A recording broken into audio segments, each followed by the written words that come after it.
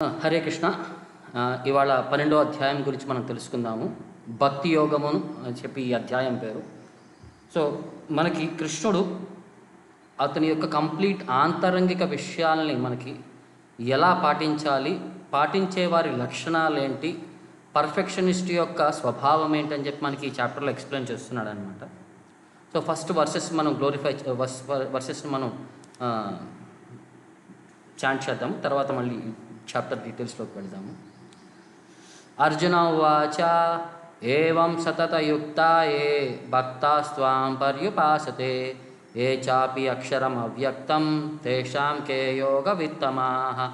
శ్రీభగవానువాచ మయ్యావేశ్య మనో ఏ మాం నిత్యయుక్తా ఉపాసతే శ్రద్ధయా పరయోపేతాస్ సమే యుక్తా తమో మతాః. ఏ తు అక్షరం అనిర్దేశ్యం అవ్యక్తం పర్యుపాసతే సర్వత్రకం అచింత్యం చ కూటస్థం అచలం ధ్రువం సన్నియమ్యేంద్రియగ్రామం సర్వత్ర సమబుద్ధయః తే ప్రాప్నువంతి మామేవ సర్వభూతాహితే రతాః. క్లేశో అధికతరస్తేషాం అవ్యక్తాసక్తచేతసాం అవ్యక్తా హి గతిర్దుఃఖం దేహవద్భిరవాప్యతే.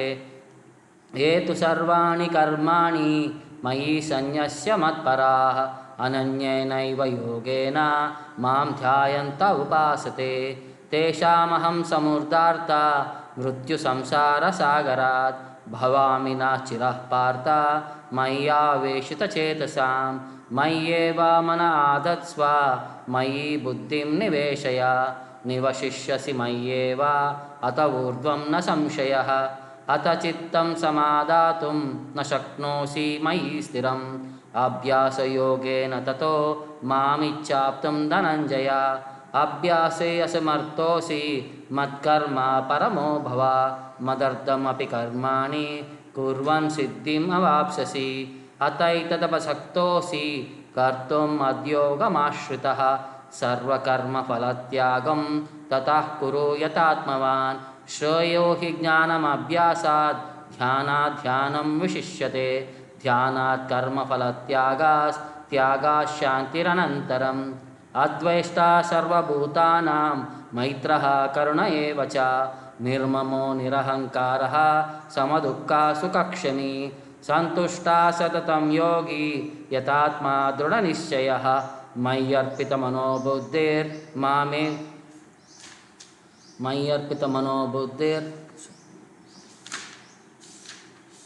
మామే వశసి సంశయః యో మద్భక్తా సమే ప్రియః. యస్మాన్నోద్విజతే లోకో లోకాన్నోద్విజతే చ యః హర్షామర్ష భయోద్వేగైర్ ముక్తో యః స చ మే ప్రియః. అనపేక్షా శుచిర్దక్ష ఉదాసీనో గతవ్యతః సర్వారంభ పరిత్యాగి యో మద్భక్తా సమే ప్రియః. యో న హృష్యతి న ద్వేష్టి న శోచతి న కాంక్షతి శుభాశుభా పరిత్యాగి భక్తిమాన్ మా సమే ప్రియః.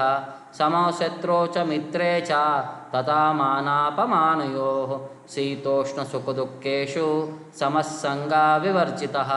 తుల్యనిందాస్థితిర్మౌని సంతుష్టో येन కేనచిత్ అనికేతా స్థిరమతిర్ భక్తిమాన్ మే ప్రియో నరః. ఏ తు ధర్మామృతం ఇదం యథోక్తం పర్యుపాసతే శ్రద్ధదానా మత్పరమా భక్తాస్తే అతీవ మే ప్రియాః. హరే కృష్ణ కృష్ణ కృష్ణ హరే హరే హరే రామ రామ రామ హరే హరే. సో ఈ ఆధ్యాత్మిక తత్వమైన 12వ చాప్టర్లో భక్తి యోగం గురించి కృష్ణుడు ఎలాబరేట్ చేస్తున్నాడు. సో ఈ భక్తి యోగం గురించి మాట్లాడేటప్పుడు అర్జునుడికి కొన్ని డౌట్స్ వచ్చినాయి అనమాట. ఏంటి ఆ డౌట్స్ అని అంటే,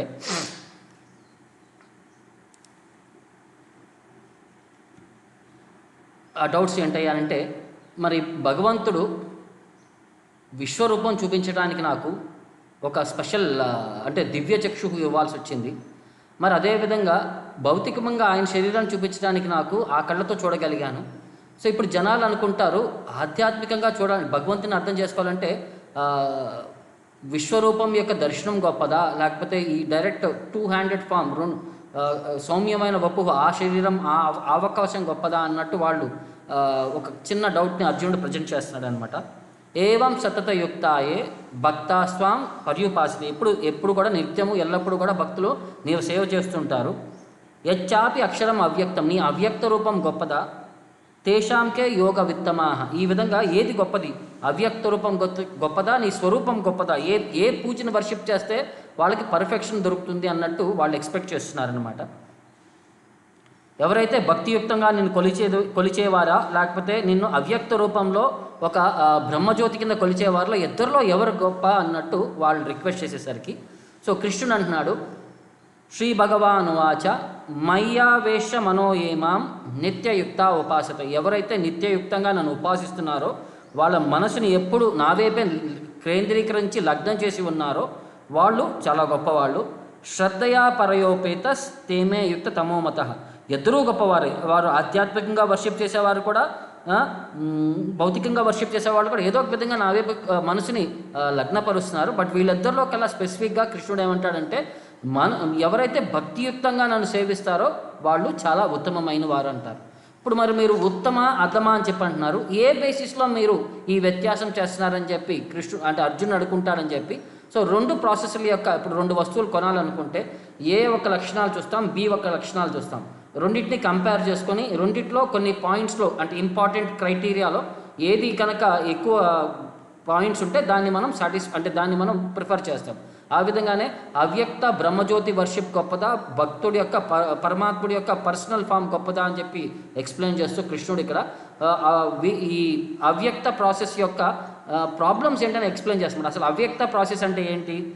ఏతు అక్షరం అనిర్దేశ్యం అవ్యక్తం పర్యుపాసతే సర్వత్రకం అచింత్యంచ కూటస్థం అచలం ధ్రువం సన్నియమ్యేంద్రియ గ్రామం సర్వత్రా సమబుద్ధయః తే ప్రాప్నువంతి మామేవ సర్వభూత హితేరతా. ఎవరైతే ఈ అవ్యక్త అనే ఫామ్ని వర్షిప్ చేస్తుంటారో వాళ్ళకి ఏంటంటే వాళ్ళకి అది అగోచరమైంది, ఈ ఇంద్రియాలకి అగోచరంగా ఉంటుందంట. అది అంతా కూడా సర్వవ్యాప్తి చెందిన ఆ రూపం అది అంటే మనం స్పృశించడానికి, అర్థం చేసుకోవడానికి, లేకపోతే అంటే ఒక ఫోకస్ చేయడానికి కూడా మనకి అది ఇన్కన్స్యూబుల్ అండి. అది ఎప్పుడు కూడా ఫిక్స్డ్, అది ఒక శాశ్వతమైన ఫాము, దానికి అంటే ఒక శాశ్వతంగా అది ఒక చోట ఉంటుంది. ఇమ్మూవబుల్ అని చెప్తున్నారనమాట.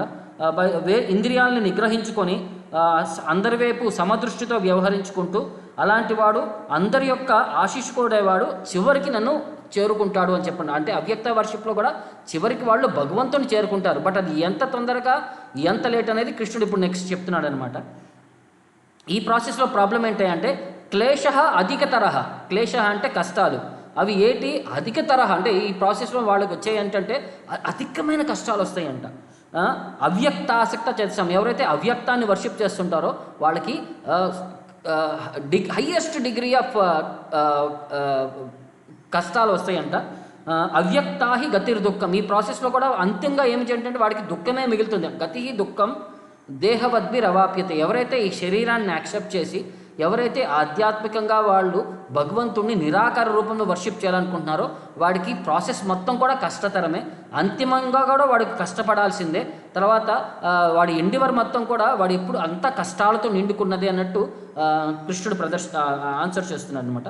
తర్వాత ఇక్కడ మరి భక్తి యొక్క సేవ, ఇప్పుడు భక్తి యోగా అన్నాం కదా, భక్తియుక్త సేవ యొక్క వాటి యొక్క బెనిఫిట్స్ ఏంటయ్యా అంటే ఎవరు భక్తియుక్త సేవల్లో భగవంతుని చెందగలరు అంటే ఏతు సర్వాణి కర్మాని, ఎవరైతే అన్ని కర్మల్లో మయి సన్యస్య మత్పరాహ, అన్నీ నాకు ఆఫర్ చేసుకుంటూ నన్నే ఒక గమ్యం కింద పెట్టుకొని అనన్యేనైవ యోగేన అంటే ఒక అనన్యమైన భావనతో ఒక కంటిన్యూస్ అట్రాక్షన్తో భగవంతుడి వైపు మాం ధ్యాయంత ఉపాసన, ఎప్పుడూ నన్నే ఆలోచిస్తూ ఎప్పుడూ నన్నే మెడిటేట్ చేస్తుంటారో అలాంటి వాళ్ళకి నేను పొందుతానంటాడు.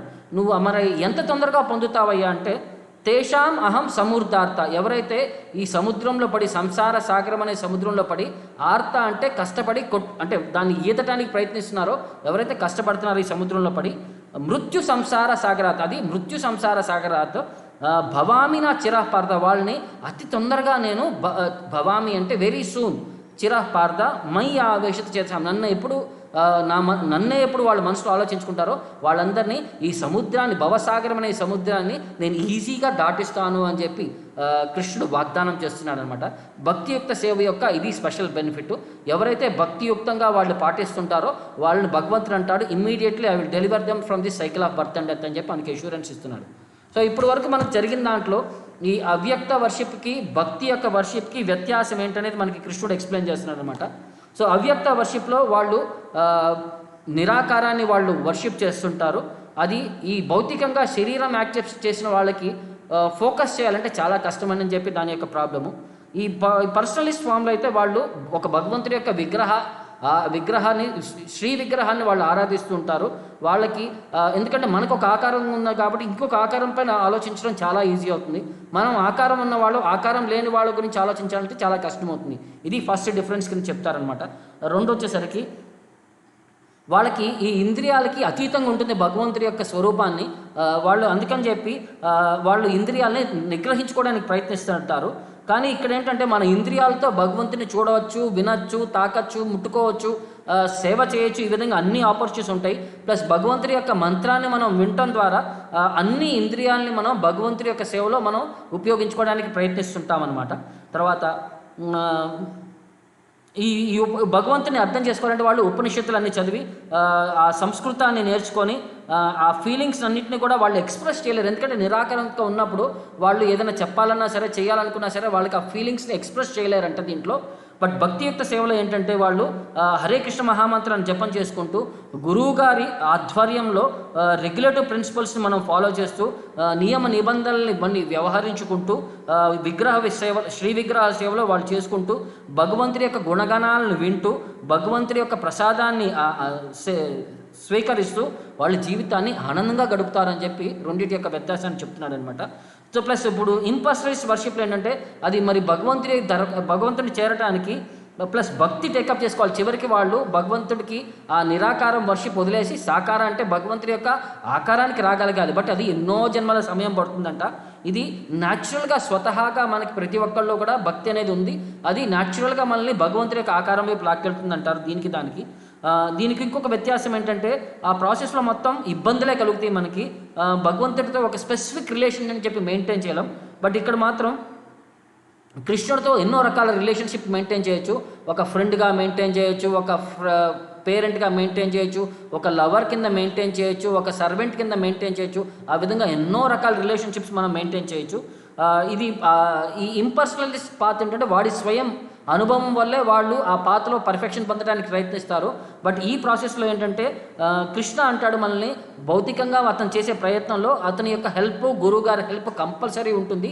దీని ద్వారా వాళ్ళు మాయాను అతిక్రమించి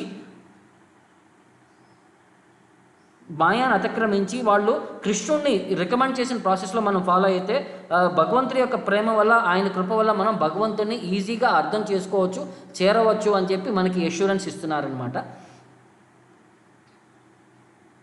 సో ఇప్పుడు అవ్యక్త రూపాన్ని వర్షిప్ చేసే వాళ్ళ రియలైజేషన్ ఏముంటుంది, భక్తుల యొక్క రియలైజేషన్ ఏముంటుందని చెప్పి మనకి ఎప్పుడు చెప్తే అవ్యక్త రూపం వర్షిప్ చేసేవాడి రిలేషన్ ఏంటి అంటే నిర్గుణ, భగవంతుడికి ఏ గుణాలు లేవు. ఎందుకంటే ఈ భౌతిక ప్రపంచంలో గుణాలన్నీ ఉన్నా సరే అవన్నీ మనల్ని ఇబ్బంది పడతాయి కాబట్టి, సో ఆధ్యాత్మిక ప్రపంచంలో ఇదే గుణాలు ఉంటే మళ్ళీ అక్కడ ఇబ్బంది పట్టేందుకు భగవంతుడికి నిర్గుణ అని చెప్పేస్తారనమాట. బట్ ఇక్కడ భక్తులు ఏమంటారు, భగవంతుడికి సగుణ, ఆయనలో అన్ని గుణాలు, అన్ని లక్షణాలు, అన్ని వ్యవహారాలు ఉన్నాయి, ఆయనలో లేనివి మనలో లేవు, మనలో ఉండే ప్రతి ఒక్కటి కూడా ఆయన నుంచి ఉద్భవించినవి అని చెప్తారనమాట. తర్వాత భగవంతుడి యొక్క నిరాకారం వీళ్ళు పర్సీవ్ చేయలేరు. అక్కడ అన్ని విధాలుగా భగవంతుడి యొక్క ఆకారాన్ని అర్థం చేసుకునే అవకాశాన్ని భగవంతుడు మనకి ఫెసిలిటేట్ చేస్తారనమాట.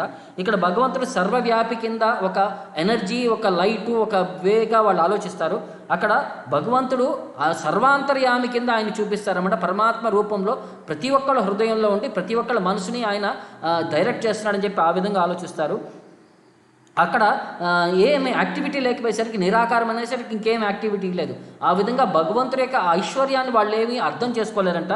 ఇక్కడ మాత్రం భగవంతుడిని షడైశ్వర్య పూర్ణ అని చెప్పి అన్ని అపులెన్సెస్ని వాళ్ళు పర్స్యూ చేయగలరు. అందులో అయితే ఈ అవ్యక్త మార్గంలో ఏంటంటే చివరికి ఒక్కొక్కసారి భగవంతుడిని మిస్ అయ్యే అవకాశం కూడా ఉంది, ఆ ఆపర్చునిటీ కూడా మిస్ చేసుకునే అవకాశం ఉంది. బట్ ఇక్కడ ఏంటంటే సక్సెస్ ఈజ్ గ్యారంటీడ్. ఈవెన్ ఒక లైఫ్లో కాకపోయినా నెక్స్ట్ లైఫ్లో అయినా సరే అతను యశువుడిగా ఈ ఆధ్యాత్మికంగా పరాకాష్ఠకు చేరుకునే అవకాశం ఉందన్నమాట. ఇక్కడ మనకి భగవంతుడి యొక్క లక్షణాలు అంటే సత్ చిత్ ఆనంద అని చెప్పి ఈ మూడు ఫ్యూచర్లు చెప్తారు.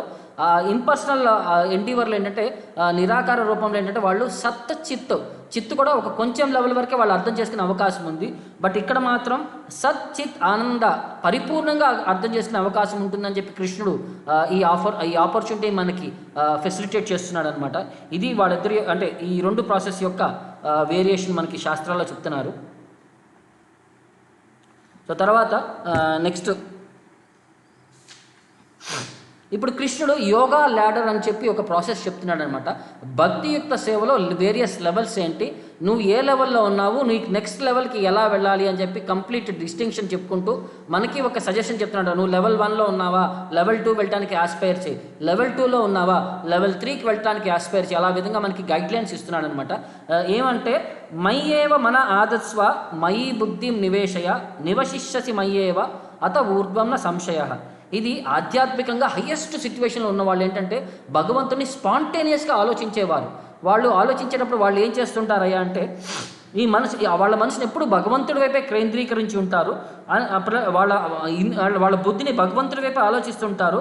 వాళ్ళు భగవంతుడు తప్ప ఇంకా వేరే ఏ ఆలోచనలో కూడా ఉండరంట. ఇది ఆధ్యాత్మికంగా హయ్యెస్ట్ స్టేజ్.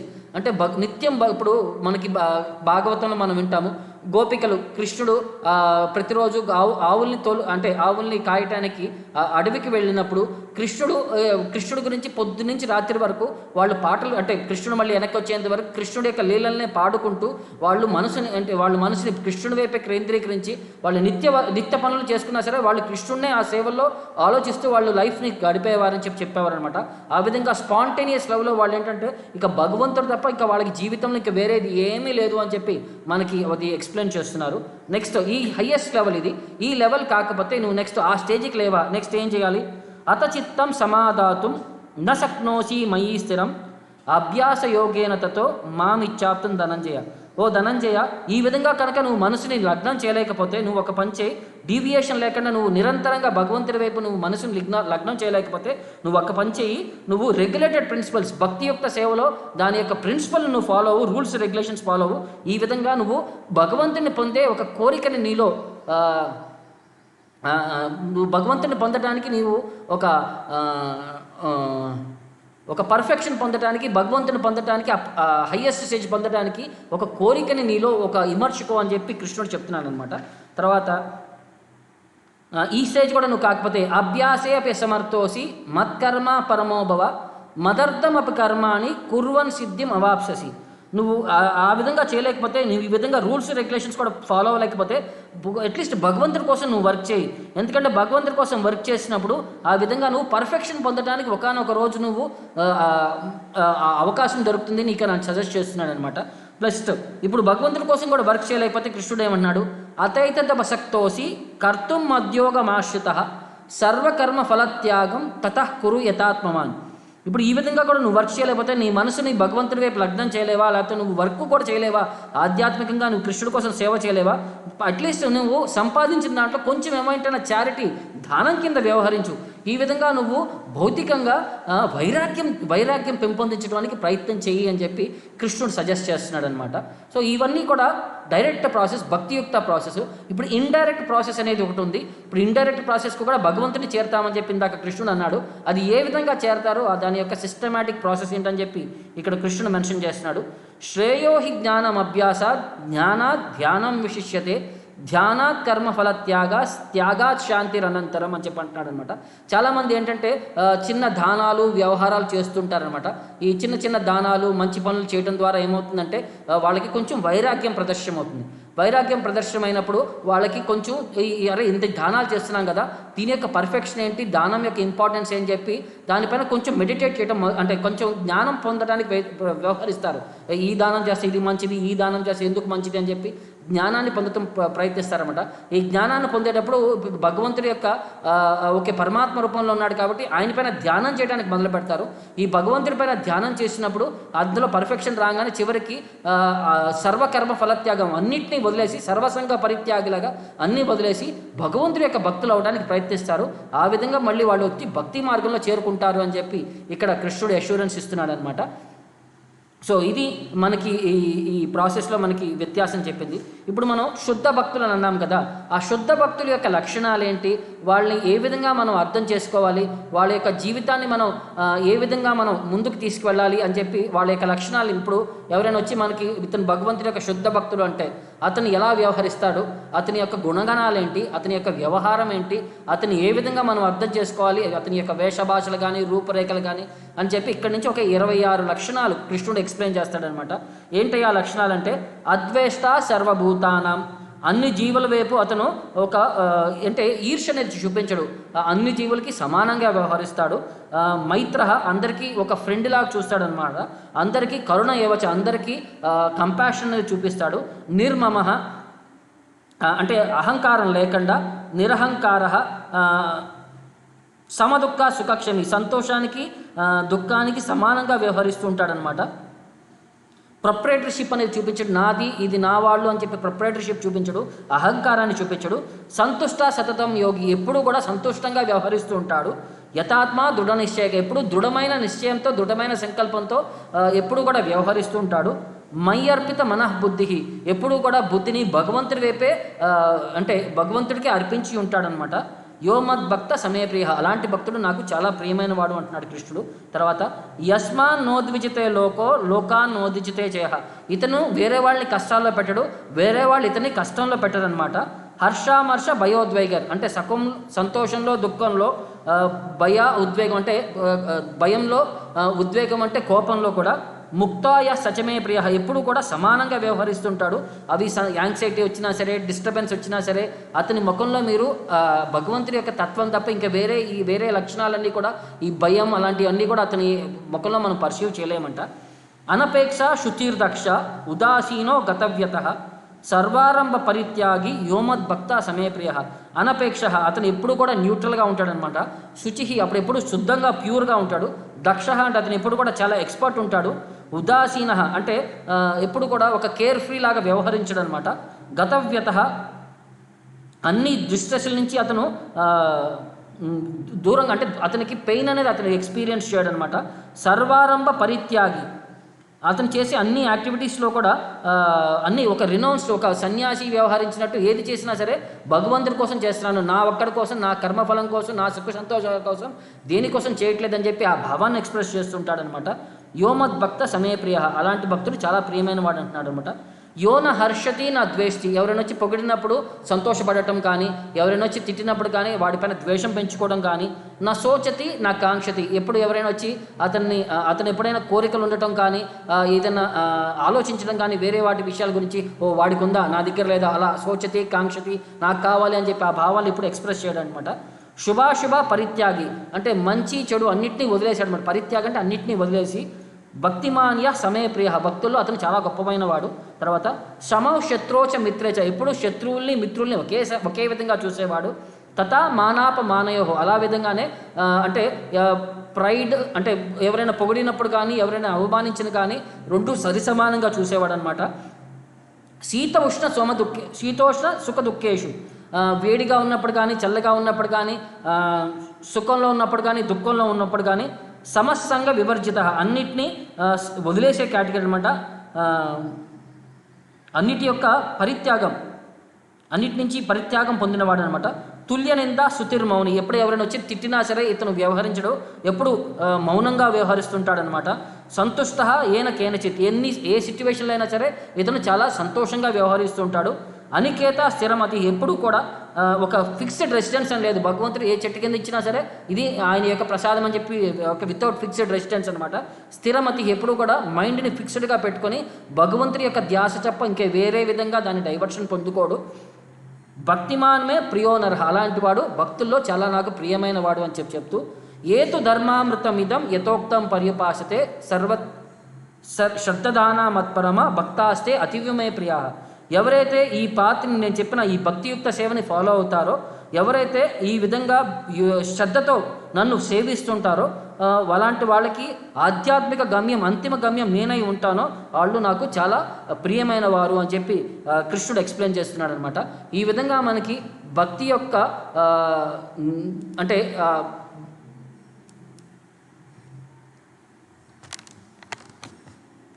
ఈ విధంగా భక్తి యొక్క సిన్సియారిటీని, భక్తి యొక్క హయ్యెస్ట్ క్వాలిఫికేషన్ని మనకి కృష్ణుడు ఎక్స్ప్లెయిన్ చేశాడనమాట. దీంట్లో మనం చేయాల్సింది ఏంటి అంటే ఆయన చెప్పిన రూల్స్ అండ్ రెగ్యులేషన్స్ ఫాలో అవుతూ ఒక గురువుగారి ఆధ్యాత్మికంగా గురువుగారి యొక్క చింతన చేరి ఆయన అసోసియేషన్లో భక్తి యొక్క సేవ యొక్క ప్రిన్సిపల్స్ని మనం లైఫ్ టైం ఫాలో అవుతుంటే మనం యశ్యోడ్ మనం ఆధ్యాత్మికంగా భగవంతుడి యొక్క భగవంతుడి యొక్క చేరటానికి మనకి ఇది మంచి అవకాశం అండి అని చెప్పి కృష్ణుడు ఎక్స్ప్లెయిన్ చేస్తాడు. ఇప్పుడు ఈ క్వాలిటీస్ అన్నింటిని కూడా మనం ఇంకొక విధంగా అర్థం చేసుకుంటే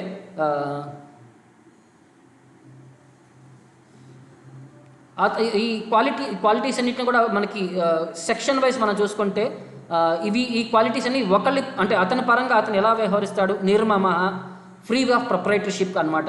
తర్వాత అంటే అహంకారం నుంచి ఫ్రీగా ఉంటాడనమాట. గతవ్యత అంటే పెయిన్ ఫ్రీ, ఏం అతనికి ఇబ్బంది వచ్చినా సరే ఆ ఇబ్బందిని అతను ఫీల్ అవ్వడం అనమాట. తర్వాత సర్వారంభ పరిత్యాగి, అన్ని ఎండివర్స్ నుంచి కూడా అతను పరిత్యాగి అంటే అతను ప్రయత్నిస్తాడు కానీ వాటి యొక్క ప్రతిఫలాన్ని ఆశించడు అనమాట. తర్వాత వేరే జీవులతో అతని యొక్క సంబంధం ఎలా ఉంటుందంటే అతను వేరే వాటి నుంచి నాన్ ఎన్వియస్ అనమాట. వేరే వాటి అన్నిటి నుంచి అతని యొక్క ఎన్వియస్నెస్, ఈర్ష్య చూపించడు. తర్వాత అందరికీ అంటే ఎనిమీస్కి, ఫ్రెండ్స్కి, శత్రువులకి, మిత్రులకి సరిసమానంగా వ్యవహరిస్తుంటాడు. ఉదాసీన అంటే ఎప్పుడూ కూడా అతని గురించి ఎప్పుడు ఆలోచించడం అంటే కేర్ ఫ్రీగా వ్యవహరిస్తుంటాడు. అసోసియేషన్ అంటే సంఘదోషం వల్ల అతనికి ఇలాంటి ఇంపాక్ట్ ఏం కలగదన్నమాట. తర్వాత ఎప్పుడు కూడా అతను సైలెన్స్ ఎప్పుడు వ్యవహరిస్తుంటాడు, మౌని, సైలెంట్గా వ్యవహరిస్తుంటాడు. ఏదైనా సిచ్యువేషన్ అతనికి వచ్చినప్పుడు అంటే ఏదైనా సిచ్యువేషన్ అతను ఎక్స్పీరియన్స్ అయినప్పుడు అతను ఎలా వ్యవహరిస్తాడంటే ఎప్పుడు కూడా సంతోషంగా ఉంటాడు, సాటిస్ఫైడ్గా ఉంటాడు. ఎప్పుడు కూడా నిగ్రహించుకొని ఒక కంప్లీట్లీ సెల్ఫ్ కంట్రోల్డ్ మనిషి కింద వ్యవహరిస్తూ ఉంటాడు. ఇప్పుడు కూడా ఏదైనా కష్టం వచ్చినా సరే, దాన్ని దుఃఖం వచ్చినా సరే దాన్ని సహించుకుంటూ ఉంటాడు. సుఖ దుఃఖంలో కూడా ఎప్పుడు సరిసమానంగా చూస్తుంటాడు అనమాట. అనపేక్ష ఎప్పుడు ఒక న్యూట్రల్ మనిషిలాగా వ్యవహరిస్తుంటాడు. శుచి అతను ఎప్పుడు కూడా ప్యూర్, శుద్ధంగా ఉంటాడు. దక్ష ఒక ఎక్స్పర్ట్ లాగా వ్యవహరిస్తుంటాడు. అతను మెటీరియల్గా ఒక సంపద వచ్చినా సరే, మెటీరియల్గా లాస్ అయినా సరే అతనేమి సంపద వచ్చినప్పుడు ఆనందించడం, సంపద పోయినప్పుడు కూర్చొని ఒక మూల కూర్చొని ఏడవటం ఏమి వ్యవహరించడు. అతను నా శోచతి నా కాంక్షతి, ఎప్పుడు ఏడవటం కానీ ఎప్పుడు కానీ ఒక కాంక్షించడం కానీ ఏమి ఎక్స్ప్రెస్ చేయడు. అన్ని సందర్భాల్లో అన్ని సిచ్యువేషన్స్లో కూడా అంటే ఆస్పీషియస్, ఇన్ఆస్పీషియస్ వాటన్ని సిన్ఫుల్ యాక్ట్స్లో కూడా అన్నింటిలో కూడా అతను ఆధ్యాత్మికంగా అతను వ్యవహరిస్తూ ఉంటాడు. అతను డ్యూయాలిటీస్కి, సుఖ దుఃఖ అన్నింటిలో కూడా అతను శీతోష్ణ, సుఖ దుఃఖ అన్నింటిలో కూడా ఒక ఈక్వివాలెంట్గా చూసుకుంటూ ఉంటాడనమాట. అతను నిరాపేక్ష అంటే ఒక ఇల్లు కూడా బేసిక్ హౌస్ కోసం కూడా మెయింటైన్ చేసుకోవడానికి చూడడు. ఏది ఉంటే అది భగవంతుడి యొక్క ఆ కృప వల్ల అతను సాటిస్ఫైడ్గా ఫీల్ అవుతుంటాడనమాట. అతని భగవంతుడితో ఎలా వ్యవహరిస్తాడయ్యా అంటే అతను చాలా డిటర్మైన్డ్గా ఒక ప్రాసెస్ని ఫాలో అవుతుంటాడు. మనసుని, బుద్ధిని ఎప్పుడూ కూడా భగవంతుడి వైపే కేంద్రీకరించి ఉంటాడు. ఎప్పుడూ కూడా నిత్యంగా భక్తియుక్త సేవలో ఫాలో అవుతుంటాడు అనమాట. ఎప్పుడూ కూడా ఆధ్యాత్మికంగా చాలా నిష్ఠగా వ్యవహరిస్తుంటాడు, ఒక ఫిక్స్డ్ విధానంగా వ్యవహరిస్తుంటాడు అని చెప్పి మనకి ఇది శాస్త్రాల్లో మనకి చెప్పినవి. సో ఇప్పుడు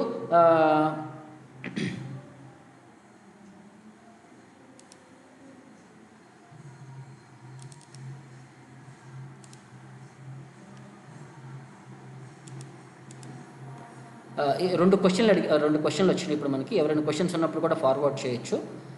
నిరాకారవాదులు ఎగ్జాంపుల్స్ ఎవరయ్యా అంటే మనకి అంతకుముందు భాగవతంలో మనకి నిరాకారవాదుల గురించి మాట్లాడినప్పుడు ఒకటి వచ్చేసరికి మనకి కుమారాస్ గురించి మాట్లాడతారు. వాళ్ళు పుట్టినప్పుడు భగవంతుడికి ఆకారం లేదు, భగవంతుడి యొక్క రూపం లేదు అని చెప్పి వాళ్ళు ఆధ్యాత్మికంగా జ్ఞానంలో ఉంటారు. కానీ ఒకసారి వాళ్ళకి కోరిక కలిగిందనమాట, భగవంతుడు వైకుంఠంలో ఉంటాడని చెప్పి విన్నాము, ఒకసారి అక్కడికి వెళ్ళి చూద్దామని చెప్పి ఆ కోరికతో వాళ్ళు వైకుంఠానికి వచ్చినప్పుడు అక్కడ జయ విజయులు వాళ్ళు అడ్డగించినప్పుడు, ఎందుకంటే వాళ్ళకి భగవంతుడి యొక్క సాకార రూపాన్ని దర్శనం చేసుకునే అవకాశం వాళ్ళు ఇంకా పొందలేదన్నమాట. సో అందుకనే చెప్పి వాళ్ళని అడ్డగించారనమాట. సో అడ్డగించినప్పుడు వాళ్ళ కోపం చెంది వాళ్ళు శాపం పెడతారు. వాళ్ళు అలాగే 3 అవతారాలు రాక్షసుల కింద వస్తారనమాట. అప్పుడు భగవంతుడు విష్ణువు వాళ్ళకి దర్శనం ఇచ్చి వాళ్ళకి ఆశీర్వాదం చేయగానే వాళ్ళు భగవంతుడి యొక్క పాదాల దగ్గర పడి నమస్కారం చేయగానే ఆ భగవంతుడి పాదాల దగ్గర ఉండే ఆ తులసి మకరందం, ఆ వాయువు అనేది వాళ్ళ ముక్కుల ద్వారా వాళ్ళ మనస్తత్వాన్ని మొత్తం మార్చేసి అప్పటి నుంచి వాళ్ళు శుద్ధ భక్తుల కింద మారారు అని చెప్పి అది ఒక స్టోరీ ఉంటుంది. ఇంకోటి వచ్చేసరికి మనకి సుఖదేవ్ గోస్వామి కూడా అతను తల్లి కడుపులో ఉన్నప్పుడే, గర్భంలో ఉన్నప్పుడే అతను నిరాకారంలో పరాకాష్ఠ స్టేజ్కి పొందినవాడు అనమాట. కానీ అతనికి ఆధ్యాత్మికంగా ఇంట్రెస్ట్ కలిగించడానికి అతనికి వాళ్ళ నాన్నగారైన వ్యాసదేవుడు భాగవతాన్ని నేర్పించి భాగవత తత్వాన్ని యొక్క ఎక్స్ప్లెనేషన్ ఇచ్చిన తర్వాత అతను గొప్ప భక్తుడి కింద మారి భాగవతోత్తముడు అయ్యాడు అని చెప్పి మనకి ఎక్స్ప్లెయిన్ చేస్తారు ఈ విధంగా అది. సో వీళ్ళిద్దరూ మనకి ఒక ఎగ్జాంపుల్స్. తర్వాత బిల్వమంగళ్ ఠాకూర్ అని చెప్పి మనకి ఆచార్యులు చెప్తారు. అంతకుముందు అతను భగవంతుడి యొక్క నిరాకారాన్ని వర్షిప్ చేశాడు. కానీ ఒక్కసారి అతనికి యొక్క భక్తికి రావడానికి అతనికి ఒక చింతామణి అని చెప్పి ఒక ప్రాస్టిట్యూట్ దగ్గరికి వెళ్ళినప్పుడు ఎలా చెప్తారంటే అతను ఒక గొప్ప అంటే ఆధ్యాత్మికంగా అతను పూర్వజన్మలో చాలా బాబా స్టేజ్ వరకు వెళ్ళిపోయాడు అనమాట. ఒక చిన్న మిస్టేక్ చేయడం ద్వారా అతను ఆధ్యాత్మికంగా పడిపోతాడు. ఆ పడిపోయినప్పుడు నెక్స్ట్ స్టేజ్లో ఒక గొప్ప జమీందారు కొడుకు కింద పుడతాడనమాట. సో జమీందారు కొడుకు పుట్టేసరికి చిన్నప్పటి నుంచి అతను డబ్బుల విషయంలో ఇక సంపాదించాల్సిన అవసరం లేదు, ఒక వ్యసనాలకు లోబడి ఉంటాడు, ఒక ఒక ఒక వేశ్యకి అట్రాక్ట్ అయి ఉంటాడనమాట. ఆ వేశ్య పేరు చింతామణి అనమాట. సో ఎప్పుడు కూడా ఆమెను కలవడానికి ప్రయత్నిస్తుంటాడనమాట. సో ఒకరోజు వాళ్ళ తండ్రి గారు చనిపోతే ఆ శ్రాద్ధ సెరమనీలు ఫినిష్ చేసి ఇమీడియట్గా ఆ వేశ్య దగ్గరికి వెళ్ళడానికి ప్రయత్నిస్తుంటాడనమాట. ఇతనికి అప్పుడు ఆ తండ్రి గారి యొక్క శ్రద్ధ శర్మలు చేసిన పండితుడిని నువ్వు తొందరగా కానీ అని చెప్పి ఫోర్స్ చేసి మొత్తం ఫినిష్ చేసి ఆ వంటిన వంటకాలన్నీ ప్యాక్ చేసుకొని ఆమె ఇంటికి బయలుదేరి వెళ్తుంటాడనమాట. సో ఆ రోజు పెద్ద వర్షం పడుతుంది అనమాట. కుంభపాటి వర్షం పడేసరికి ఇక ఆయన రాకపోవచ్చు అని చెప్పి చింతామణి లోపల క్లోజ్ చేసుకొని ఇంట్లోకి వెళ్ళిపోతుంది. లోపలికి వెళ్ళిపోగానే ఇతను నది దాటడానికి వచ్చేసరికి అక్కడ నది దగ్గర చాలా అంటే వర్షం నీళ్ళు వల్ల బాగా హెవీగా ఫ్లో అవుతుందన్నమాట. అప్పుడు ఒక ప్లాంక్ చూస్తాడు. ఆ ప్లాంక్ పైన కూర్చొని ఇతను నది దాడతాడనమాట. కొంచెం జోరుగా వచ్చిన తర్వాత ఇంటి దగ్గరికి వచ్చిన తర్వాత ఇంటి ఫ్రంట్ డోర్ లాక్ అయిపోయి ఉంటుంది. అతను బ్యాక్ వైపు వెళ్ళి చూస్తుంటే అక్కడ ఒక తాడులాగా వస్తూ ఉంటే తాడును పట్టుకొని లోపలికి దూరిపోతాడనమాట. అతను చింతామణిలో ఎంత కేంద్రీకపై ఉంటాడంటే అక్కడ అతను దాటింది బోట్ లాగా కనిపించింది, ఒక ప్లాంక్ లాగా కనిపించింది, అది ఒక డెడ్ బాడీ. అది అతను గమనించనే లేదు. ఆ ఇంటి దగ్గరికి వచ్చిన తర్వాత ఇంటి దగ్గర ఆ తాడు అనేది చూశాడు, అది ఒక పాము అనమాట. సో ఈ రెండు కూడా అతను చింతామణి యొక్క భావంలో ఏమీ ఆలోచించలేదనమాట. ఆ వస్తువులు కూడా అతనికి ఏమీ కనపడట్లేదు. లోపలికి వెళ్ళగానే చింతామణి చాలా షాక్ అవుతుంది. ఇంత రాత్రిలో ఇంత వర్షంలో నువ్వు నాకు వస్తావని చెప్పి నేను ఎక్స్పెక్ట్ చేయలేదు. అదే నువ్వు ఇంత భక్తి కృష్ణుడి వైపు చూపించుంటే నువ్వు ఎక్కడుండే వాడివి అని చెప్పి ఆమె చెప్పంగానే అతనికి ఇమీడియట్గా అతని పూర్వజన్మ యొక్క స్థితి గుర్తొచ్చి ఇమీడియట్గా ఆ చింతామణికి నమస్కారం చేసి నువ్వు నా గురువు గారులాగా నన్ను వ్యవహరించావు, నాకు ఆధ్యాత్మికంగా దారి చూపించావు అని అప్పటి నుంచి అతను ఇక సౌత్ ఇండియా నుంచి జగన్నాథ్పురి ద్వారాగా బృందావనం వెళ్ళడానికి ప్రయత్నిస్తాడనమాట. ఈ బృందావనం వెళ్ళడానికి దారిలో జగన్నాథ్పురి దగ్గరికి వచ్చినప్పుడు అతనికి ఏంటంటే ఒక రోడ్డు పైన వెళ్తుంటే ఒక అందమైన స్త్రీ ముందు వెళ్తూ కనబడుతుంది అనమాట. సో ఇతను ఏంటంటే ఒక అందమైన స్త్రీ చూసేసరికి ఇతను మనసు అతను ఆటోమేటిక్గా ఆమె వైపు అట్రాక్ట్ అయ్యి వెనకాల ఫాలో అవుతుంటూ వెళ్తాడనమాట. వాళ్ళ ఇంటి వరకు వెళ్ళంగానే ఆ స్త్రీ వెళ్ళి వాళ్ళ హస్బెండ్తో చెప్తుంది, ఈవెనెవరో నన్ను ఫాలో అవుతూ వస్తున్నాడండి, ఏంటో చూడండి అంటే అతను లోపలికి వెళ్ళి ఏంటంటే ఇలా నేను బాటసారినండి, నాకు కొంచెం అంటే నైట్ నిద్ర పట్టడానికి నాకు ఏదైనా ప్లేస్ ఉండండి అని చెప్పి రిక్వెస్ట్ చేయగానే అంటాడు ఒక గెస్ట్ కింద మనకు వచ్చాడు, అతను సర్వ్ చేయండి అని చెప్పి అంటే నెక్స్ట్ డే అతను సర్వ్ చేయడానికి వెళ్ళినప్పుడు ఆ తర్వాత ఆమె సర్వ్ చేయడానికి వెళ్ళినప్పుడు అతను కోరుకుంటాడు అనమాట, అమ్మ నీ హెయిర్లోంచి ఒక పిన్ తీసి అమ్మ అని చెప్పి ఇమీడియట్గా ఈ కళ్ళు నాకు మోసం చేస్తున్నాయి, నన్ను ఎప్పుడు ఆధ్యాత్మికంగా నన్ను కృష్ణుడు చూడకుండా నన్ను డైవర్ట్ చేస్తున్నాయి, అవే నాకు అడ్డంకులు అని చెప్పి ఆ హెయిర్ పిన్ తీసుకొని అతను కళ్ళని ప్లక్ చేసేసుకుంటాడు. ఇక అక్కడి నుంచి అతను అంటే గుడ్డివాడికి ఉంటానే అతను బృందావనం వెళ్తాడనమాట. అంటే ఆచార్యులు ఏం చెప్తారంటే అతను 700 years బృందావనంలో ఉన్నాడు. కృష్ణుడి యొక్క నిత్యలీలలు అతను ఎక్స్పీరియన్స్ చేసుకుంటూ కృష్ణుడి యొక్క సేవల్లో అతను ఎక్స్పీరియన్స్ అవుతుంటూ కృష్ణుడి యొక్క కథలని ఆయన మెచ్యూర్ ఎక్స్పీరియన్స్ని అతని యొక్క సేవని భగవంతుడి యొక్క తత్వాన్ని కృష్ణ కరుణామృత అని చెప్పి ఒక గొప్ప బుక్ రాస్తారనమాట. చైతన్య మహాప్రభు తాను చాలా మంచి అప్రిషియేట్ చేస్తారు. అతను మరి గుడ్డివాడు, అతను ఎప్పుడు పొద్దునుంచి రాత్రి వరకు కృష్ణుడి యొక్క పాటలే పాడుతుంటాడు.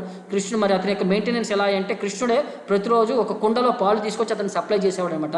అతను పాలు ఇచ్చిన తర్వాత అతను పాలు తాగేంతలోపు అతని యొక్క పాటలు పాడే పాటలని అక్కడ కూర్చొని కృష్ణుడు బుద్ధిగా వింటూ ఉండేవాడు అనమాట.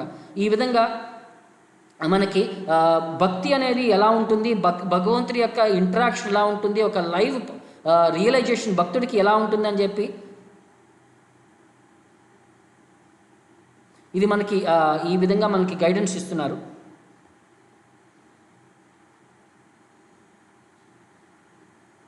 సో ఇంకొక వన్ స్టోరీ కూడా మనం అర్థం చేసుకుందాము.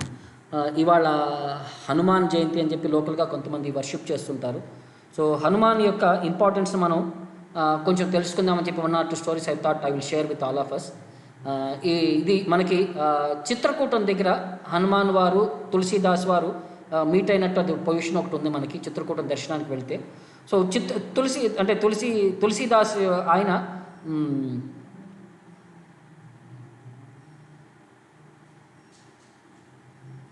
ఆయన వారణాసి దగ్గర ఉండేవారు అనమాట, తులసీదాస్ అనమాట.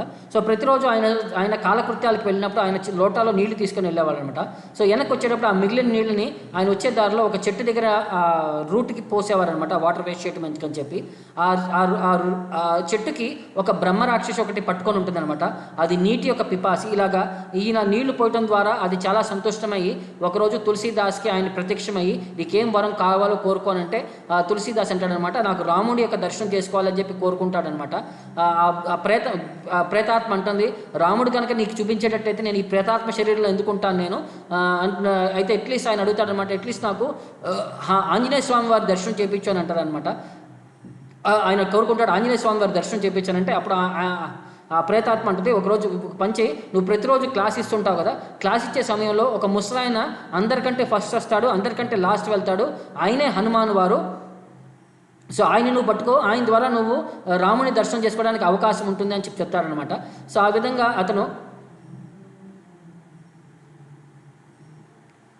తర్వాత అతను ఆ విధంగా చెప్పంగానే అతను నెక్స్ట్ డే మార్నింగ్ అతను తీక్షణంగా ఆలోచిస్తాడనమాట. సో క్లాస్ చెప్పే సమయానికి అక్కడ ఒక క్లాస్ చెప్పే ముందు అక్కడ వెయిట్ చేస్తుంటాడు. ఒక పెద్ద ఆయన వచ్చి చివరి కూర్చుంటాడనమాట. అంతా అయిపోయిన తర్వాత అందరి తర్వాత లాస్ట్లో వెళ్తుంటాడనమాట ముసలాయన. సో ఈయన ఇమీడియట్గా పరిగెత్తుకుంటూ వెళ్ళి ఆయన పాదాల దగ్గర పడి మీరు హనుమంతుల వారు కదా, ఒప్పుకోండి అని చెప్పి ఫోర్స్ చేయడానికి ట్రై చేస్తుంటాడు. ఆ విధంగా అతను ఎంత చేసినా సరే చివరికి ఒప్పుకోకపోయేసరికి చివరికి ఇతని యొక్క సిన్సియారిటీని చూసి అప్పుడు హనుమంతుల వారు అతనికి, ఆంజనేయ స్వామి వారు అతనికి ప్రసన్నత అయి ఆయనకి ప్రసాదించి ఆయనకి చెప్తారనమాట, ఆశీర్వాదం ఇస్తారనమాట. అప్పుడు తులసీదాస్ అడుగుతాడనమాట, నాకు రాముని చూడాలని ఉంది, నాకు ఆయన దర్శనం చేయించండి అని చెప్పంగానే ఆయన అంటాడు, నువ్వు చిత్రకూటం రా, అక్కడ ప్రతిరోజు సాయంకాలం భగవంతుడు అక్కడ దర్శనానికి వస్తుంటాడు, నది యొక్క చిత్రకూటంలో నది యొక్క ప్లేస్లో ఆయన ఉంటాడు అని చెప్తూ చిత్రకూటానికి తీసుకెళ్తారనమాట. చిత్రకూటం దగ్గరికి వెళ్ళినప్పుడు ప్రతిరోజు సాయంకాలం అక్కడ చాలామంది జనాలు వస్తుంటారు. ఆ చాలామంది జనాల్లో అక్కడ రాముడు ఎవరో తెలియక అక్కడ ఒక ఫస్ట్ డే ఏమవుతుందంటే రామలక్ష్మణులు గుర్రం పైన వచ్చి ఒక మంచి ముగ్ధులాగా చిన్న బాలులాగా చూసేసరికి ఇతను మైమర్చిపోయి అతను అడుగుతారనమాట. అతను చూసే లోపలికి వాళ్ళు వెళ్ళిపోతారు.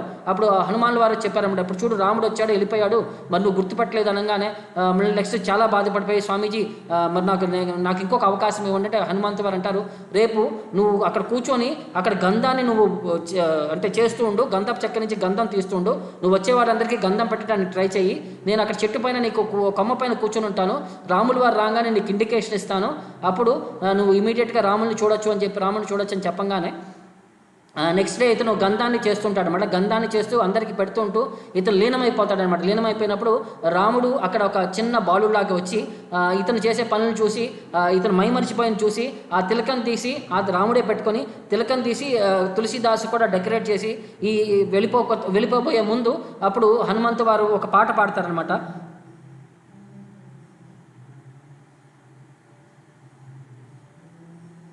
అంటే ఏమంటాడంటే, తులసి చందనాన్ని గ్రైండ్ చేస్తున్నాడు, రఘువీరుడు వచ్చి ఆ తిలకాన్ని ధరించాడనమాట.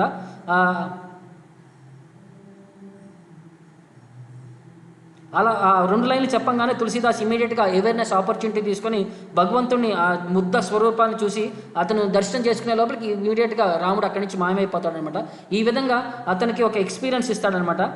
ప్రతిరోజు హనుమాన్ వారు ఆయన లెక్చర్ ఇచ్చేటప్పుడు వీళ్ళిద్దరూ వచ్చి డిస్కస్ చేసేవాడు, అంటే ఆయన లెక్చర్ ఇచ్చేటప్పుడు ఈయన వచ్చి వినేవారనమాట.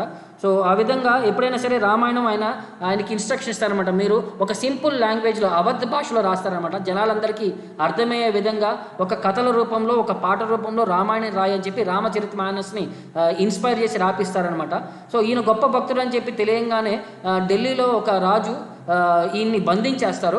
బంధించినప్పుడు 40 రోజులు బంధించినప్పుడు ఈయన్ని నువ్వు లీలలు చూపిస్తావా లేకపోతే నాకు నీ వింతలు చూపిస్తావా లేకపోతే నా జైల్లో నువ్వు కష్టాలు పడతావా అని చెప్పినప్పుడు ఆయన అంటాడు, లీలలు చూపించేవాడిని అయితే నేను బికార్లాగా ఎందుకుంటానండి, అడుక్కొని ఎందుకు బతుకుతుంటాను, నాకు లీలలు తెలియదు ఏమి తెలియదు, నేను ఒక సింపుల్ మనిషిని అని చెప్పినా సరే రాజు వినడు అనమాట. సో అతన్ని జైల్లో పెడతాడనమాట. సో జైల్లో పెట్టినప్పుడు 40 రోజులు ప్రతి ఒక్క రోజు హనుమాన్ వారికి ఒక్కొక్క శ్లోకాన్ని ఆఫర్ చేస్తూ హనుమాన్ చాలీసా అని చెప్పి 40 రోజుల్లో 40 శ్లోకాలని హనుమాన్ వారు గ్లోరిఫై చేస్తాడనమాట. ఆ 40 గ్లోరిఫికేషన్స్ వల్ల హనుమాన్ చాలీసా వచ్చింది. 40వ రోజు తర్వాత అంటే కోతుల మూత దండుగా వచ్చి ఢిల్లీ మొత్తం ఆక్రమించేసి ఢిల్లీ మొత్తం నాశనం చేసేస్తుంటే అప్పుడు ఆయనకు అర్థమైందన్నమాట, ఇన్ని కోతులు ఎలా వచ్చినాయి ఢిల్లీలో అని చెప్పి, ఇలా నాశనం చేసేస్తానని చెప్పి అర్థం చేసుకొని ఇమీడియట్గా మనకి తులసీదాస్ దగ్గరికి వెళ్ళి ఆయన క్షమాపణ వేడుకొని, మీరు చూపించిన మెర్సీ చాలండి, ఇంతకంటే వింత నాకు ఇంకేం అవసరం లేదని చెప్పి ఆయనకి ఇమీడియట్గా రిలీజ్ చేసి ఆయనకు గొప్ప భక్తుడి కింద సర్టిఫై చేసి ఆయన పంపిస్తారనమాట. ఇది ఈ విధంగా హనుమాన్ చాలీసా అనేది ఈరోజు బయటకు వచ్చింది. ఇంకోటి ఏం చెప్పారంటే, హనుమాన్ వారు ఎప్పుడైనా సరే తులసీదాస్ ఎప్పుడైనా రామాయణం రచించేటప్పుడు ఎప్పుడైనా మధ్యలో ఆగిపోతే, అతనికి తెలియకపోతే అప్పుడు హనుమాన్ వారే వచ్చి ఆ కంప్లీట్ సెంటెన్స్ని చేసేవాడంట. ఈ విధంగా అతనికి రామచరిత మానస్ కంపైల్ చేయడంలో హెల్ప్ చేశాడని చెప్పి చెప్తారు. ఇంకొక స్టోరీ కూడా ఏం చెప్తారంటే, ఒకసారి సుందరకాండ విషయంలో అశోకుడు అశోకవనంలో వీళ్ళు ఉన్నప్పుడు అక్కడ ఒక పుష్పం గురించి లెక్చర్లో మాట్లాడుతూ ఆ పుష్పం వైట్గా ఉందని చెప్పి వీళ్ళు చెప్తారనమాట, తులసీదాస్ చెప్తారు. అప్పుడు వాళ్ళు ఏమంటారంటే, హనుమాన్ వారు అక్కడ లెక్చర్ వింటూ, కాదు ఆ పుష్పం రెడ్ కలర్గా ఉంది అని అంటారనమాట. అప్పుడు తులసీదాస్ అంటే, నేను మెడిటేషన్లో చూశాను అక్కడ వైట్గా ఉంది ఫ్లవర్ అంటాడు. బట్ హనుమాన్ వారు అంటే, నేను లైవ్గా చూశాను అది రెడ్డిష్ కలర్ అంటారనమాట. ఇద్దరూ కలిపి ఇక సొల్యూషన్ కోసం రాముడిని అప్రోచ్ అవుతారనమాట. రాముడిని కోరుకుంటారనమాట. రాముడిని అడుగుతారు అక్కడ ఫ్లవర్ ఏ కలర్ అని చెప్పి. అప్పుడు రాముడు సీతాదేవిని అడుగుతాడనమాట, నువ్వు పక్కన ఉన్నావు కదమ్మా, నువ్వు చెప్పు అది ఏ కలర్ అంటే, సీతాదేవి చెప్తుంది ఆ కలరు అది వైటో కాదు రెడ్డో కాదు, అది బ్లూయిష్ కలర్ అని చెప్తారనమాట. అప్పుడు మూడో కలర్ కూడా వచ్చేసరికి వాళ్ళందరూ ముగ్గురు అంటే వాళ్ళిద్దరూ కూడా కన్ఫ్యూజ్ అవుతారనమాట. అప్పుడు రాముడు అంటాడనమాట, మీరు ముగ్గురు చూసిన కలర్ కరెక్టే, ఒక్కొక్కళ్ళ స్వభావంలో ఒక్కొక్కళ్ళ భావంలో ఆ కలర్ని వాళ్ళు పర్సూ చేస్తారని చెప్తూ ఆయన చెప్తారనమాట. యాక్చువల్లీ ఆ ఫ్లవర్ వైటిష్ కలర్ ఉంది. ఆ సమయంలో హనుమాన్లు వారు చాలా కోపంగా ఉన్నారనమాట లంకావాసుల పైన. అందుకని చెప్పి అతని కళ్ళు ఎర్రగా ఉండటం వల్ల ఆ పువ్వుని అతను ఎర్రగా చూశాడు. బట్ సీతాదేవి ఎప్పుడు ఏది చూసినా సరే ఆ వస్తువులో రాముడిని చూస్తుంది కాబట్టి అందుకనే అది నీలమేఘ శ్యాముడి కింద అది బ్లూయిష్ కలర్గా ఉందని చెప్పి ఆమె ఎక్స్పెక్ట్ చేస్తుంది. ఆ విధంగా ముగ్గురు యొక్క పర్సెప్షన్ కరెక్టే అని చెప్పి ఆయన ఎక్స్ప్లెయిన్ చేస్తారనమాట. సో ఈ విధంగా ఈ స్టోరీని మనకి ఎక్స్ప్లెయిన్ చేస్తారు మనకి మన పూర్వీకులు. తర్వాత ఒకసారి ఒక చిన్న తల్లి అంటే ఒక తల్లి వాళ్ళ చిన్న కొడుక్కి ప్రతిరోజు రామాయణం నేర్పిస్తుంటుంది అనమాట. ఈ విధంగా నేర్పించేటప్పటికి అతనికి హనుమాన్ పైన చాలా శ్రద్ధ వస్తుంది, రాముడి పైన చాలా కాన్ఫిడెన్స్ వస్తుంది అనమాట. రాముడు ఉన్నాడు, రాముడి యొక్క లీలలు వింటూ అతను భక్తి శ్రద్ధ అంటే చిన్నప్పుడు కూడా మనకి చూడండి పడుకోబెట్టాలంటే ప్రతిరోజు మనకి అమ్మమ్మలు కానీ నానమ్మలు కానీ మనకి పురాణాల్లోంచి మంచి కథలు చెప్పి మనలో భక్తి యొక్క తత్వాన్ని మనలో ఆటోమేటిక్గా ఇంబైబ్ చేసేవారనమాట. ఆ కల్చర్ని మనం ఇప్పుడు మర్చిపోయాము. ఇప్పుడు అన్ని చెత్తా చెదారం చూసుకుంటూ మన జీవితాన్ని వ్యవహారం చేసుకుంటున్నాము. సో ఆ కథలు చెప్పే విషయంలో ఏమవుతుందంటే ఒక తల్లి అలా రోజు కథలు చెప్తుంటే వాళ్ళ తండ్రి వేరే బిజినెస్ కోసం వేరే ఊరు వెళ్తారనమాట. అప్పుడు దొంగలు ఆ ఇంట్లో దొంగతనం పడతారనమాట. దొంగతనానికి వచ్చి వాళ్ళ ఇంట్లో ఉండే ఆస్తి మొత్తం కొట్టేద్దామని చెప్పి అనుకుంటే ఆ రోజు సరిగ్గా సుందరాకాండ విషయం జరుగుతుంది అనమాట. సుందరాకాండలో హనుమంతుల వారు ఆయన తోక నెలిగించారు, లంక నెలిగించడానికి ఆయన వెళ్తుంటాడు.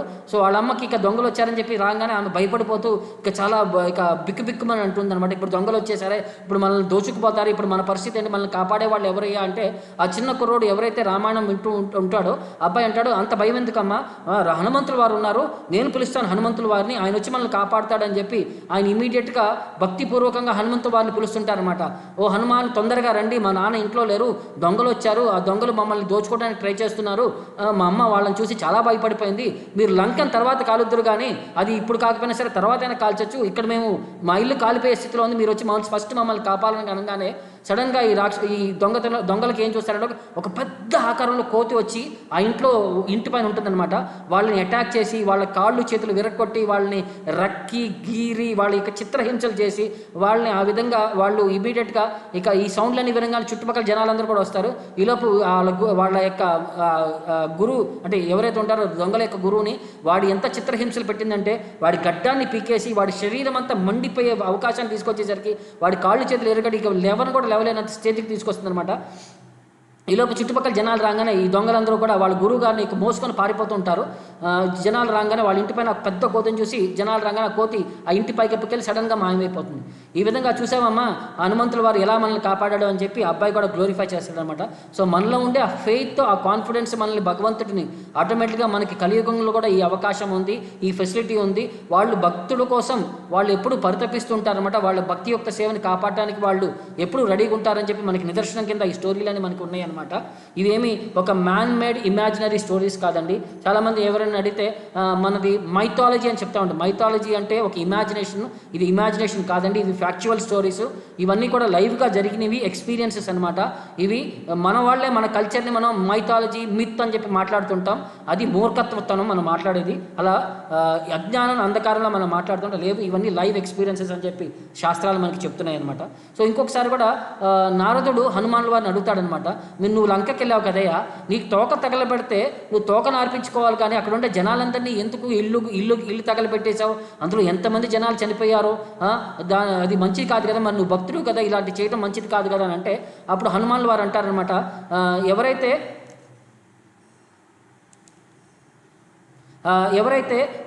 చాలామంది వచ్చారో వాళ్ళందరూ కూడా భగవంతుడి యొక్క నామం జపం చేయట్లేదండి. భగవంతుడి యొక్క నామం జపం చేయకపోతే వాళ్ళందరూ శవంతో సమానం. మరి శవాన్ని చూసినప్పుడు భక్తుడు ఏం చేయాలంటే ఆ శవాన్ని దహనం చేయాలి. అందుకని చెప్పి వాళ్ళందరినీ నేను తగలబెట్టేశానని చెప్పి చెప్తాడనమాట. సో ఈ విధంగా మనకి అంటే భక్తుల యొక్క ప్రతి యాక్టివిటీలో కూడా ఆ ఆంతర్యార్థం తెలియకపోతే మనం ఒక రాంగ్ ఇంప్రెషన్ కింద వచ్చి మనం వాళ్ళ వైపు ఒక అఫెన్సివ్ యాటిట్యూడ్లో మనం వ్యవహరిస్తుంటాం. అది మంచిది కాదని చెప్పి మనకి శాస్త్రాల్లో మనకి ఎక్స్ప్లెయిన్ చేస్తుంటాయి అనమాట. సో 1 or 2 క్వశ్చన్స్ వచ్చినాయి. Will try to address these questions.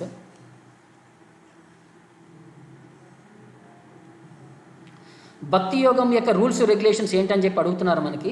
కలియుగంలో మనకి సింపుల్ రూల్స్ అండ్ రెగ్యులేషన్స్ ఇచ్చారండి. ఏంటి అంటే 4 రెగ్యులేటివ్ ప్రిన్సిపల్స్, అంటే ధర్మానికి 4 కళ్ళు అని చెప్పి మనం చెప్తాం. మనం ట్రూత్ఫుల్నెస్, తర్వాత కంపాషన్, తర్వాత ఆస్టెరిటీ, తర్వాత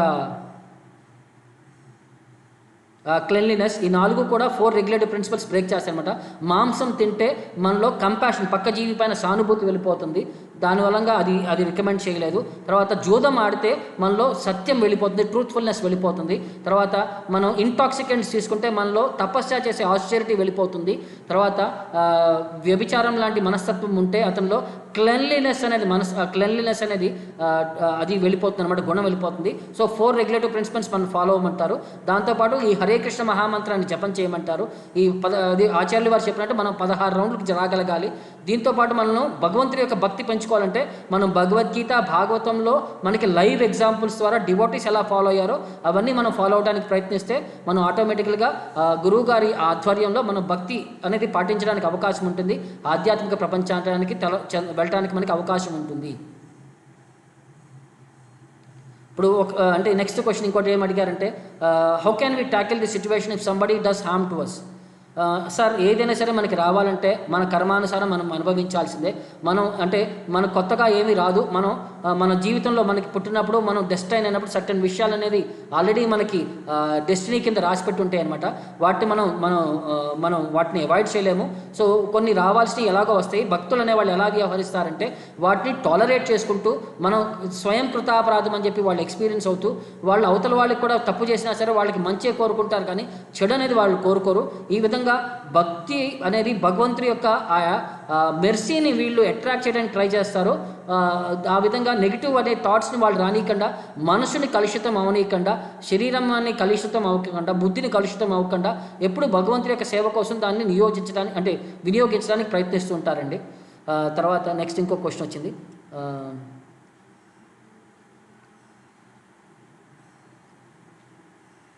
సో ఒక్కొక్కసారి ఏంటంటే మరి మన తప్పు లేకుండా అవతల వాళ్ళు మనల్ని ఏదైనా హర్ట్ చేసినా సరే, అలా వ్యవహరించినా సరే వాళ్ళని వెల్ విషర్స్ కింద, ఫ్రెండ్స్ కింద ఎలా ట్రీట్ చేయాలి అని చెప్పి క్వశ్చన్లు అడుగుతున్నారు అనమాట. ఇది హయ్యెస్ట్ స్టేజ్ అండి, అడ్వాన్స్డ్ స్టేజ్లో భక్తులు వ్యవహరించే స్టేజ్ ఇది. మనం ఇనీషియల్ స్టేజ్లో ఉన్నప్పుడు మనం కొంచెం వ్యత్యాసం చేస్తూ ఉండొచ్చు, బట్ నెగిటివ్గా వాళ్ళ గురించి ఏమీ ఆలోచించద్దు. మనం భగవంతుడి వైపు ఫోకస్ పెట్టి వీళ్ళు చేసిన తప్పు అంటే ఇప్పుడు మీరు వాళ్ళు ఏ విధంగా తప్పు చేశారో వాడి మనస్తత్వంలో వాడి తప్పు చేయడానికి వాడికి ఎందుకు అది ఆస్కారం కలిగిందో మనకి తెలియదు. అవతల వాళ్ళ సిచ్యువేషన్ మనం కూడా అర్థం చేసుకొని standing in he shoes let us also understand అతను ఎందుకు తప్పు మన వైపించి ఈ విధంగా ఫీల్ అయ్యాడు అని చెప్పి అది క్లారిఫై చేసుకొని ఒక్కొక్కసారి మనం అన్నిటి కూడా మనస్పర్ధలన్నీ కూడా అవుట్ ఆఫ్ ఈగో ఫీలింగ్ తప్ప వేరేది ఏది లేదండి. సో అందుకని చెప్పి చాలా వరకు కూడా మనం అన్ని అహంకారం బేసిస్లో మనం వ్యవహరిస్తుంటాము. నాది, నేను, నా వాళ్ళు అని చెప్పి ఈ ప్రాబ్లం వల్లే ఈ చాలా ప్రాబ్లమ్స్ అన్ని మనకి వస్తుంటాయి. సో ఒక్కసారి అహంకారాన్ని వదిలి మనం భగవంతుడి యొక్క తత్వాన్ని మనం కనుక ఫేస్ అంటే భగవంతుడి యొక్క తత్వంలో మనం వ్యవహరించగలిగితే అప్పుడు ఈ ప్రాబ్లమ్స్ అన్నింటినీ మనం బయటికి రావచ్చు అని చెప్పి మనం చెప్పొచ్చు.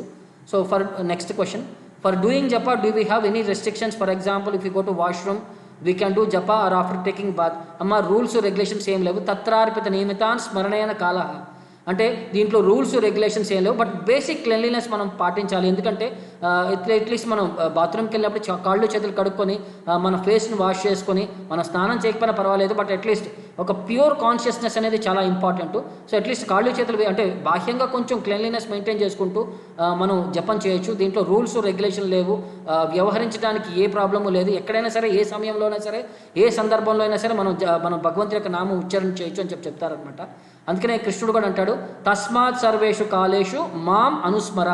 అన్ని సమయాల్లో, అన్ని సందర్భాల్లో నన్ను స్మరించుకో, అది నీ హయ్యెస్ట్ డ్యూటీ అని అంటాడు. ఆ స్టేజ్కి రాగలగడం అనేది చాలా గొప్ప స్టేజీ. అది మనం ప్రాక్టీస్ చేయగలిగితే మన జీవితం ధన్యమవుతుంది అని చెప్తారనమాట. నెక్స్ట్, భక్తులైన జయ విజయులను సనక సనందులను అడ్డగించినందుకు భక్తులైన వారికి వైరు శాపం ఇవ్వటం ఎలా అర్థం చేసుకోవాలి? సో దీనికి భాగవతంలోనే ఒక నిదర్శనం చెప్తారండి.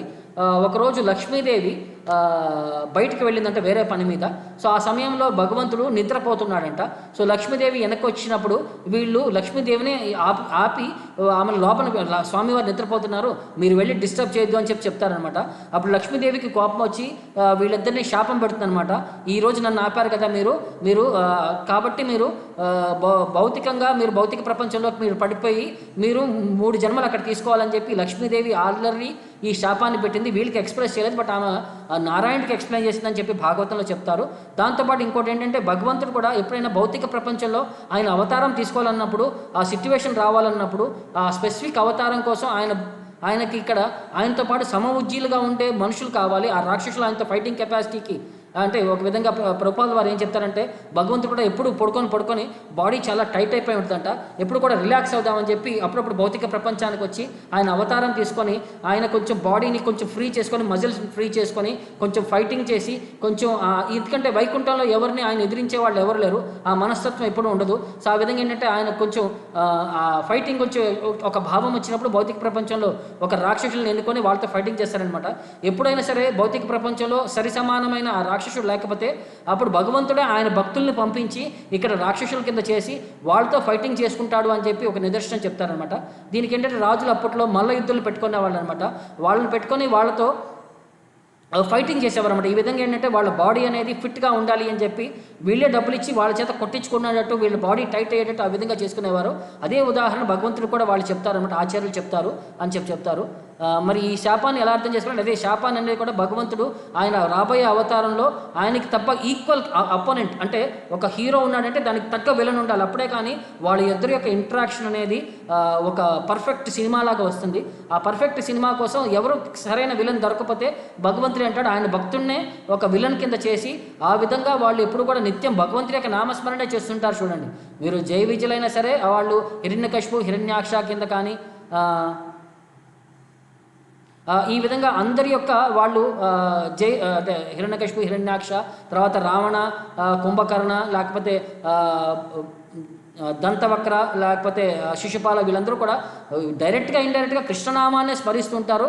వాళ్ళు ఎప్పుడు కూడా భగవంతుడి యొక్క నామాన్ని వాళ్ళు వదిలిపెట్టలేదు. ఆ విధంగా వాళ్ళు పర్ఫెక్షన్ పొందారు అని చెప్పొచ్చు అనమాట. సో కృష్ణుడి యొక్క అది స్వభావం అనమాట. ఆయన భక్తుల్ని వినియోగించుకొని ఆయన పాస్ట్ టైమ్స్ని ఒక స్పెషల్ కంప్లీట్ ఎఫెక్ట్ ఇస్తుంటాడు అనమాట. ఆ పరిపూర్ణత తీసుకొస్తుంటాడు.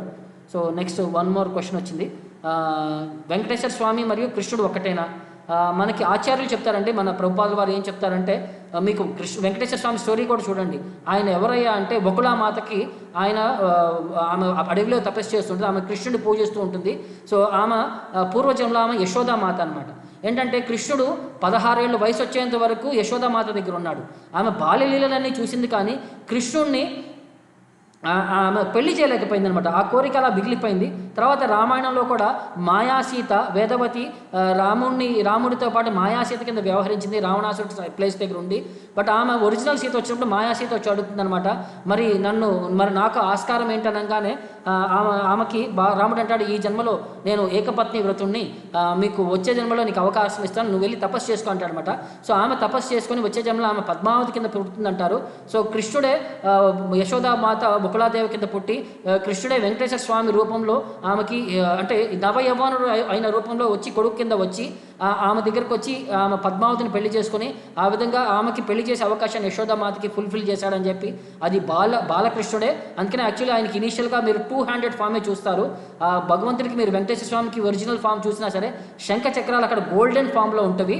అవి తర్వాత అటాచ్ చేయబడినవి. రామానుజాచార్య టైంలో అక్కడ చాలామంది ఏంటంటే కన్ఫ్యూషన్ ఉండిందనమాట. ఆ విగ్రహము విష్ణువా లేకపోతే కుమారస్వామి లేకపోతే శివుడా, ఎందుకంటే చేతికి ఇక్కడ పాములు ఉంటాయి, ఇక్కడ ఫ్రంట్ ఖడ్గం ఉంటుంది, 2 చేతులు మాత్రమే ఉన్నాయి అని చెప్పి వాళ్ళందరూ కన్ఫ్యూషన్లో ఎవరికి ఇచ్చిన వాళ్ళు ఇష్టం వచ్చినట్టు వర్షిప్ చేస్తుంటే అప్పుడు రామానుజాచార్య అక్కడికి వచ్చి వాళ్ళందరికీ చెప్తారనమాట, మీరు ఏ దేవతలు అనుకుంటున్నారో వాళ్ళ యొక్క ఆయుధాలు అక్కడ ప్లేస్ చేయండి. నెక్స్ట్ డే మార్నింగ్ ఏ ఆయుధాలు అయితే వాళ్ళు యాక్సెప్ట్ చేస్తారో ఆయన్ని ఆ విధంగా మనం వర్షిప్ చేద్దాము అని చెప్పి వాళ్ళు చెప్తారనమాట. ఆ విధంగా వాళ్ళు నెక్స్ట్ డే మార్నింగ్ అన్ని ఆయుధాలు పెట్టగానే నెక్స్ట్ డే మార్నింగ్ శంఖ చక్రాలు భగవంతుడికి అటాచ్ అయిపోతాయి. ఆ రోజు నుంచి ఆయన్ని వెంకటేశ్వర స్వామి కింద వర్షిప్ చేస్తారు. అది ఆయన బాలకృష్ణుడి యొక్క రూపం అని చెప్పి ప్రభుపాద వారు చెప్తారనమాట. సో అది కృష్ణుడికి వెంకటేశ్వర స్వామికి వ్యత్యాసం ఏం లేదు అండి. సో అది క్వశ్చన్ మనకి. నెక్స్ట్,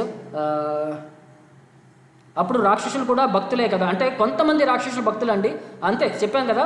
సరైన రాక్షసులు లేకపోయినప్పుడు అప్పుడు భగవంతుడు ఆ రాక్షసుల యొక్క పొజిషన్ ఫిల్ చేయడానికి ఆయన భక్తుల్ని పంపిస్తుంటారు. ఒక్కొక్కసారి అదొక సిచ్యువేషన్లా క్రియేట్ చేసి వాళ్ళని ప్యూరిఫై చేయడానికి కూడా ఆ మనస్తత్వాన్ని ప్యూరిఫై నేను ఇలా చెప్పాను కదండి. అప్పుడు లక్ష్మీదేవికి వాళ్ళు అడ్డపడ్డారని చెప్పి వాళ్ళని ఆ తప్పుకి వాళ్ళకి శిక్ష కింద వాళ్ళని రాక్షసుల కింద పంపించాల్సి వచ్చింది. అది అంటే భగవంతుడి యొక్క ఉద్దేశం అండి. అది ఆయన ఫుల్ కంట్రోల్లో ఉంటుంది సిచ్యువేషను. మనం అన్ని విషయాలు అన్ని సందర్భాల్లో మనం కంక్లూషన్కి రాలేము ఆయన ఎందుకు చేశాడు అని చెప్పి. ఇప్పుడు నెక్స్ట్, భగవంతుడికి అర్పించడం అంటే ఎలా చేయాలి? ప్రతి ఒక్కటి కూడా ఇప్పుడు మీరు నైవేద్యం పెట్టాలి, మీరు భోజనం చేయాలి, ఫస్ట్ భగవంతుడికి నైవేద్యం చేయండి. ఏది చేసినా సరే ఫస్ట్ కృష్ణుడికి మీరు దానం చేయాలా, కృష్ణుడికి దానం చేయండి, లేకపోతే విష్ణువుకి దానం చేయండి. మీరు ఏదైనా సరే తపస్సు చేయాలా, తపస్సు చేసే ముందు ప్రార్థన చేయండి, భగవంతుడికి ప్రార్థన చేయండి, భగవంతుడి కోసం సేవ చేయండి, యజ్ఞం చేయాలా, భగవంతుడి యొక్క సాటిస్ఫాక్షన్ కోసం యజ్ఞం చేయండి.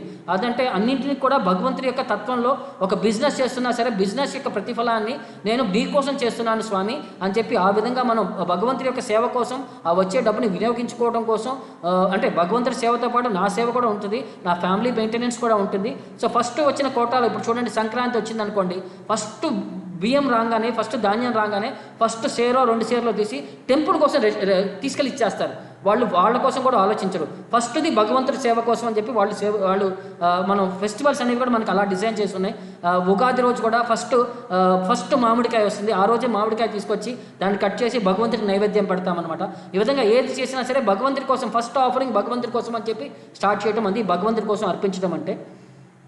హనుమాన్ జయంతి చెన్నైలో ఒకే టైంలో, ఆంధ్రాలో ఒకే టైంలో ఎందుకు జరుపుకుంటున్నారు? ఒక టైంలో ఇక్కడ ఆంధ్రాలో ఒక టైం, అక్కడ చూడండి. మన మధ్వ సాంప్రదాయం ప్రకారం హనుమానుల వారిది వచ్చే నెల 17వ తారీఖు యాక్చువల్లీ జన్మ నక్షత్రం అండి. ఇక్కడ 2-3 తిథుల కింద కన్ఫ్యూషన్ ఉంటుంది, ఫాలో అవుతున్నారని చెప్పి. ఇవాళ నార్త్ ఇండియన్ ప్రకారం వాళ్ళు జరుపుకుంటుంటారు. మన డేట్ వచ్చేసరికి మనకి May 17th వచ్చింది మనకి నెక్స్ట్ మంత్. అది మనకి హనుమాన్ జయంతి, ఆ రోజు మనం హనుమాన్ని వర్షిప్ చేసుకుంటామండి. నెక్స్ట్ లాస్ట్ క్వశ్చన్ అండి, ఎందుకంటే వాళ్ళ సమయం అయిపోయింది. నెక్స్ట్ క్లాస్ ఇప్పుడు 6 o'clock స్టార్ట్ అవుతుంది. భక్తియుక్త సేవ అంటే ఎలా చేయాలి, ఏ వర్ణం వారు ఎలా చేయాలి? సార్, ఏ వర్ణం వారైనా సరే భక్తియుక్త సేవలో వాళ్ళు ఉండే పొజిషన్ నుంచి స్థానే స్థిత శృతిగతాన్ తనువాన్ మనోబీర్, ఏ స్థితిలో ఉన్నా సరే ఇది డైరెక్ట్ చేస్తారండి భాగవతంలో మనకి. చైతన్య మహాప్రభు ప్రూవ్ చేస్తారు. స్థానే స్థిత, ఏ స్థితి వాళ్ళు ఏ వర్ణంలో ఉన్నవాళ్ళు వాళ్ళ లొకేషన్లో ఉండి తన్ వాన్ మనోబీర్, వాళ్ళ మనస వాచ కర్మ ద్వారా భగవంతుడికే అవన్నీ అర్పిస్తూ భగవంతుడి యొక్క సేవ కోసం వాళ్ళు పాటించాలండి. ఎందుకంటే కలియుగంలో కలో శూద్ర సంభవాన్ని, కలియుగంలో అందరూ శూద్రులతో సమానం. ఎందుకంటే మనకి సంస్కారాలు అనేవి మనం పాటించట్లేదు కాబట్టి అందరూ సంస్కారాత్ భవేద్ ద్విజః కలో శూద్ర సంభవాన్ అని అంటారు. కలియుగంలో అందరం కూడా శూద్రులతో సమానమే. బట్ సంస్కారాల ద్వారా రిఫర్మేషనరీ ప్రాసెస్ ద్వారా మనం ఎవల్యూషన్ అనేది మనకు జరిగింది. ఇప్పుడు మనకి నిర్దేశత కూడా ఎవరు చేయట్లేదు, నువ్వు బ్రాహ్మణ, నువ్వు క్షత్రియ, నువ్వు వైశ్య, నువ్వు శూద్ర అని చెప్పి. సో అందుకని చెప్పి ఏ సేవలు చేసుకో ఆయా సేవల్లో ఒక చిన్న విగ్రహాన్ని మనం ఇంట్లో పెట్టుకోవచ్చు. నిత్యం పొద్దున సాయంకాలం భగవంతుడి యొక్క సేవ చేయొచ్చు, పొద్దునుంచి రాత్రి వరకు భగవంతుడి యొక్క నామస్మరణ చేయొచ్చు, భగవంతుడి యొక్క కథలను మనం వినొచ్చు.